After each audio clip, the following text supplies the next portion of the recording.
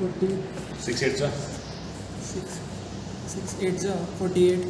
8 minus 5 3. ठीक है 10 minus 5 5. 10 minus 10 0. 5 into 8 40. 2 into 6 12. 12 into 12 144. root of 144 square root of 144 12. hmm? 12.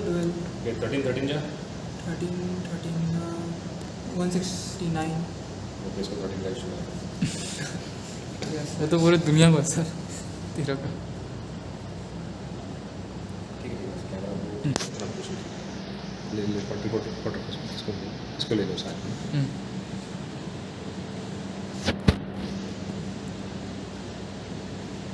Which department are you from? Materials and Who is the head of the department? Anil Kumar. Ravi Kumar sir. Mr. Shri कुछ लगाओगे पीछे Mr. Ravi Kumar sir. Okay.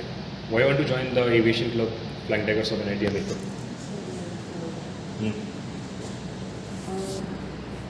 Like मेरे को flying में बहुत मतलब flight जो भी चीज़ फ्लाई करते थे बहुत इंटरेस्ट कुछ वर्ड्स कोई भी रैंडम ऑब्जेक्ट प्लेन कैसे फ्लाई कर लेते हैं मेरे पास लेकर आओ मूवमेंट तो प्लेन में आता then tell me not tell